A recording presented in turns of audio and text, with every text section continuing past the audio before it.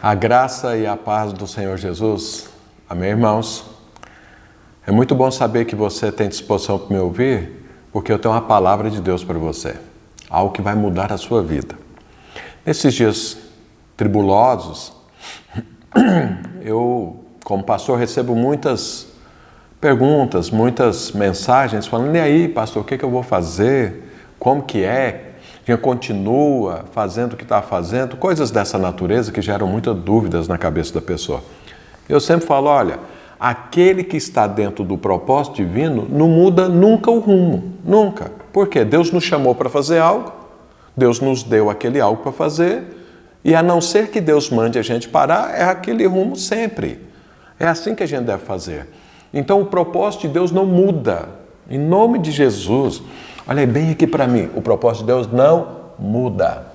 Ok, isso aí tem que ficar gravado isso. Deus não muda, não tem sombra de variação em Deus. Se Deus falou algo na sua vida que é a sua vida, pronta, é assim e vai ser assim sempre. Deus não muda o seu propósito. Então veja bem, deixa eu te dar um exemplo para ficar mais claro.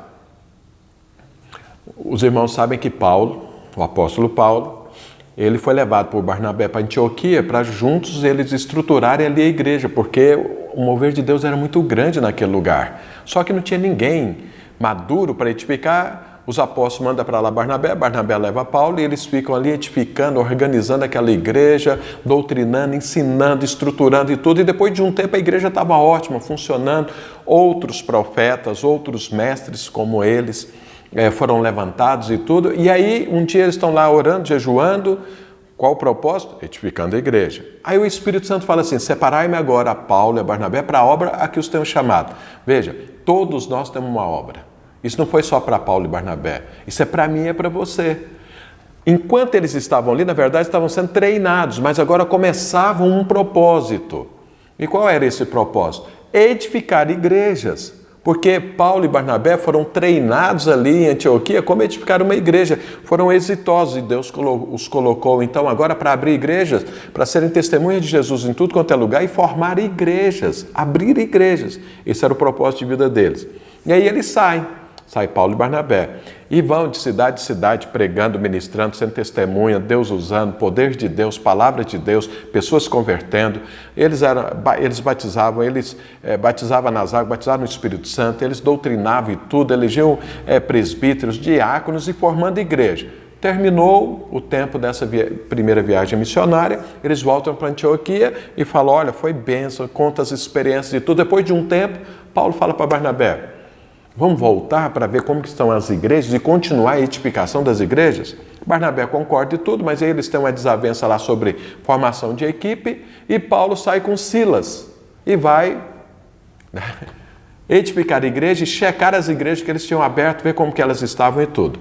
Nesse caminho, nessa segunda viagem missionária, Paulo tentou ir para a Ásia, tentou ir para Éfeso e o Espírito Santo não permitiu.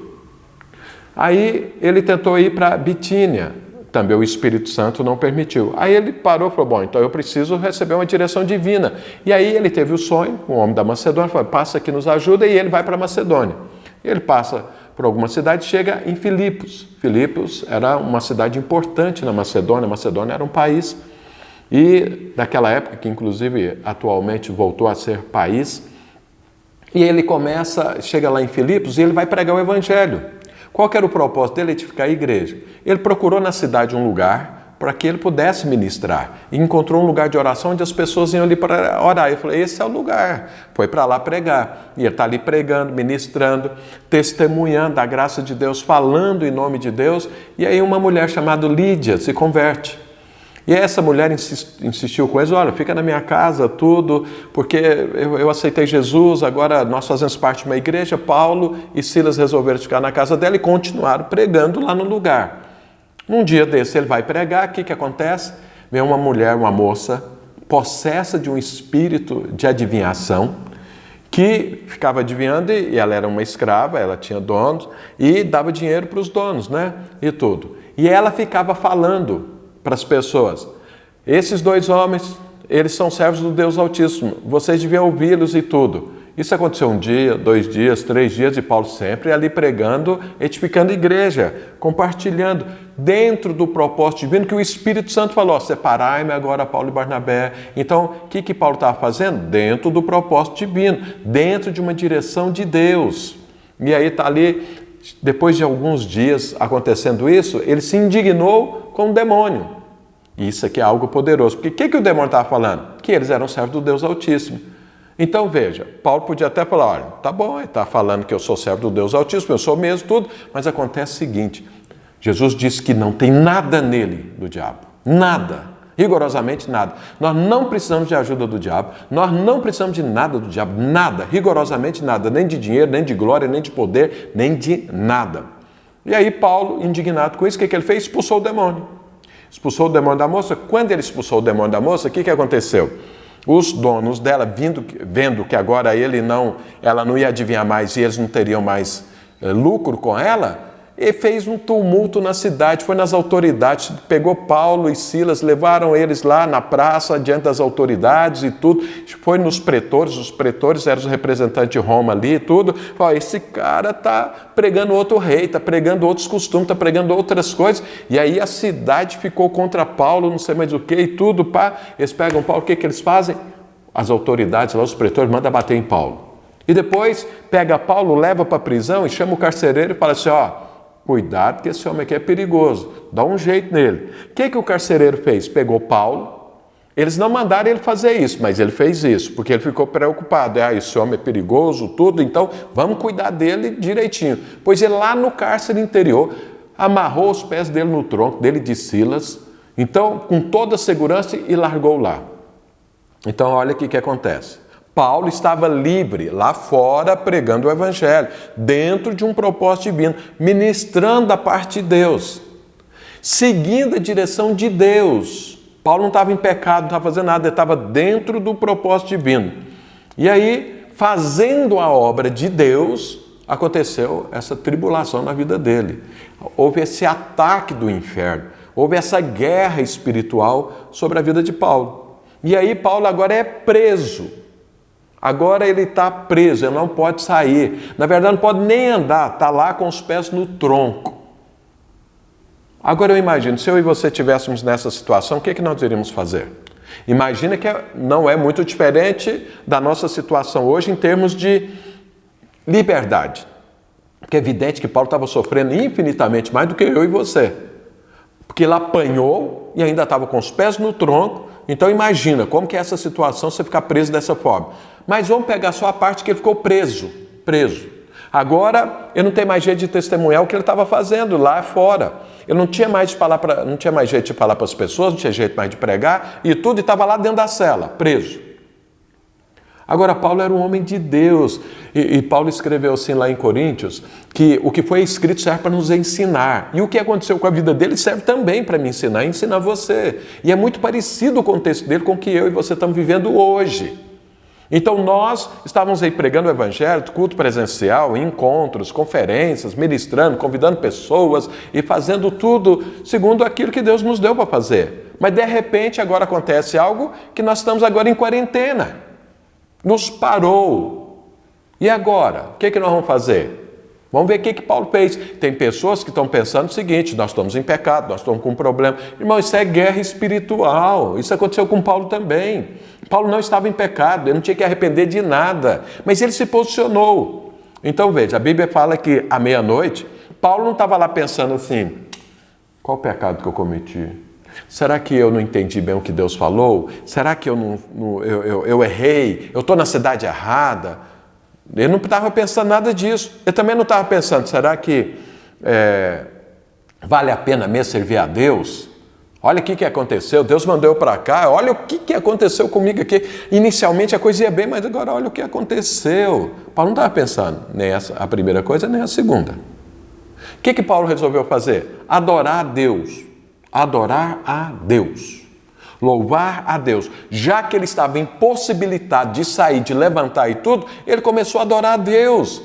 O propósito não terminou, não mudou. Ele era um homem que precisava desfrutar de Deus e falar disso para as pessoas. É isso que ele estava fazendo. Já que ele não estava podendo falar lá fora sobre isso, ele resolveu adorar. Ele e Silas começaram a adorar. E a Bíblia diz que todo mundo da prisão começou a ouvir a adoração de Paulo e Silas. Isso era meia-noite, ou seja, no pior das trevas. Meia-noite aponta para o pior das trevas. No pior das dores que ele estava sentindo, porque ele tinha apanhado. Os pés no tronco dele e de Silas. Mas ele não estava preocupado com isso, ele não estava deixando isso abater, não tirou isso ele do rumo. O que ele fez? Continuou no propósito de desfrutar de Deus e de ministrar da parte de Deus. Não entrou dúvida, não entrou medo, não entrou receio, não entrou preocupação, não entrou pânico na vida de Paulo. Já que agora ele estava lá preso daquele jeito, então ele resolveu desfrutar de Deus. E aí ele desfrutando de Deus, o que aconteceu? Um terremoto. O terremoto, você sabe que terremoto destrói tudo, mas esse terremoto, como ele veio da parte de Deus, esse sim veio da parte de Deus, a tribulação porque ele estava passando não veio da parte de Deus, mas o terremoto veio. Esse terremoto simplesmente abriu as celas, as portas da cela e os pés dele do tronco. As cadeias caíram, vamos pensar assim, as portas se abriram. E aí o que Paulo fez? Continuou o propósito dele. E antes ele pregava lá fora, agora ele estava pregando dentro, porque tinha outros presos. E ele começou a pregar, começou a ministrar. Quando o carcereiro percebeu o terremoto, aquele negócio, e aí ele viu as celas abertas, ele falou, todo mundo foi embora, todo mundo fugiu, porque o normal era isso. Imagina um preso lá vendo a cela aberta. Ele vai embora para ficar livre. Mas ninguém foi embora. Por que não foi embora? Isso aqui é uma palavra poderosa de homem de Deus. O cara está preso dentro da cadeia, tem oportunidade de ir embora, mas ele resolveu ficar para ouvir Paulo. Para ouvir Paulo. E mais, se converteu. Se converteu a ponto de abrir mão da liberdade lá fora para poder ouvir um homem que estava lá junto com eles preso. Isso era o poder da palavra de Deus. Isso é o poder de quando alguém está dentro do propósito divino. Deus queria salvar aquelas pessoas lá dentro da cadeia. Não tinha outra forma para pregar para eles que não fosse estar lá junto. Então veja, Paulo não perdeu o propósito, não mudou o rumo, não ficou em dúvida, não ficou com medo, ele continuou fazendo aquilo para o qual ele foi chamado. Irmãos, nós estamos em quarentena, mas a palavra de Deus não está presa. Nós temos formas de ministrar, de pregar, de testemunhar, de orar, de entrar nessa guerra. Como Paulo entrou e foi vitorioso, você sabe disso. Todos ficaram ali, sabe? Quantas pessoas você queria pregar o evangelho, essa pessoa não tinha tempo para te ouvir. Hoje ela tem todo o tempo do mundo para te ouvir, você tem acesso direto a ela. Quanto tempo você pediu a Deus, quantas vezes você orou a Deus e falou, Senhor, eu queria um tempo maior para eu poder orar, agora você tem. Para ler a Bíblia, agora você tem. Para ler um livro que edifica, agora você tem. Para ter um tempo com a sua família, agora você tem. Então, olha, o propósito de Deus não mudou. O contexto mudou, mas o propósito não. Eu e você precisamos ficar firmes no propósito. Nós fazemos a obra de Deus fora, agora estou fazendo a obra de Deus dentro da mesma forma. Não muda nada. E olha o que é que aconteceu mais. O carcereiro, que era o cara que pôs o Paulo lá no cárcere interior, não foi mandado fazer isso, mas ele fez, que pôs os pés de Paulo no tronco, quando viu isso, quis se suicidar, porque falou, agora estou perdido, todo mundo fugiu, eles vão me matar e tudo. Paulo deu grito, quando viu que ele pegou a espada para se suicidar, Paulo gritou com ele, para, não te passa mal. Irmãos, olha, eu sempre quando eu vejo situações como essa, eu falo, Deus tem misericórdia, eu acho que eu preciso me converter. Porque se eu tivesse no lugar de Paulo, o cara está lá arrancando a espada para se suicidar, e ele que me pôs os pés no tronco, ele que me pôs no cárcere interior, eu ia falar, faz parte da vida, deixa ele suicidar, porque pelo menos isso aí ele me causou muito mal. Mas não, Paulo gritou com ele, não faça mal. Isso é o homem de Deus, isso é que eu e você temos que ser. É isso que nós precisamos aprender. E aí o cara ouve e Paulo fala, estamos todos aqui. Ou seja, estamos todos aqui adorando a Deus, estamos todos aqui ouvindo a palavra de Deus, estamos aqui todos desfrutando de Deus. O carcereiro entra. E Paulo continua pregando e ministrando e o carcereiro converte. E aí ele converte, e aí sabe o que ele faz? Tira Paulo da prisão, cuida dos ferimentos de Paulo, alimenta Paulo, leva para a casa dele. E aí toda a casa dele se converte. E aí volta para a cadeia. Volta para a cadeia. Agora não mais com os pés no tronco, agora talvez não lá no cárcere interior, mas Paulo volta. E aí no outro dia, o que acontece? Vem o pessoal para libertar Paulo. E aí Paulo é livre da prisão e o carcereiro converteu e todos aqueles presos converteram. Paulo sai, continua ministrando lá para Lídia e vai para uma outra cidade, mas ele deixou ali uma igreja estabelecida, uma igreja que gente converteu fora e que gente converteu dentro da prisão. Então veja, Paulo mudou o propósito, não parou nada, só mudou a forma e mudou o público, mas continuou dentro do propósito divino. Hoje eu e você fomos chamados para fazer a mesma coisa. Ao invés de já ficar colocando coisa na sua mente e você aceitar, você precisa de arrepender, tem problema, ou encha a sua cabeça agora com essas notícias aí, fica na televisão o dia inteiro ouvindo coisas de morte e tudo, para com isso, passa como Paulo. Nós tínhamos um propósito antes que estava liberado para fazer alguma coisa, agora nós temos temos o mesmo propósito fazendo de uma forma diferente. É isso que eu e você precisamos aprender. E eu vou te falar uma coisa, caso você agora na quarentena esteja fazendo o que Paulo estava fazendo, um terremoto vai acontecer. Deus vai se manifestar, Deus vai agir, Deus vai fazer algo poderoso na sua vida e à sua volta. E você vai ver a igreja crescendo, a igreja prevalecendo, e você se alegrando de ver que você é um instrumento de Deus. E aí coisas vão ser restauradas. Veja, Deus restaurou ali, e aquilo que era inimigo virou agora amigo e irmão de Paulo, que era o carcereiro. Os outros presos também agora viraram ali uma igreja. E se hoje você conhece uma parte poderosa das Escrituras, que é tudo posso naquele que me fortalece, Paulo, tempos depois, escreveu para essa igreja de Filipos. E aí ele escreveu isso, tudo posso naquele que me fortalece. Para aquelas pessoas, isso era vivo, porque eles sabiam o que tinha acontecido e como que a igreja começou. Sabe, nós temos muitas igrejas para abrir e para começar nesse tempo. Basta que você continue no propósito. Não abra mão dele, porque o propósito não mudou. Amém, irmãos? Deus quer fazer um terremoto na sua vida. Um terremoto que vai produzir bênção. Mas você tem que estar firme no propósito divino. Então nada mudou. Muito pelo contrário, novas oportunidades o Senhor está nos dando. Desde que eu e você nos posicionemos dentro do propósito divino, possamos abraçar, desfrutar de Deus, para fluir o Espírito Santo das nossas vidas. Amém, irmãos? Essa é a palavra que eu tenho para você hoje. Tome posse dela. Abrace ela, que essa é a palavra de Deus para você. Mas passa para outros. Se te abençoou, outros também querem ser abençoados e serão abençoados por essa mesma palavra. Amém? Que Deus te abençoe.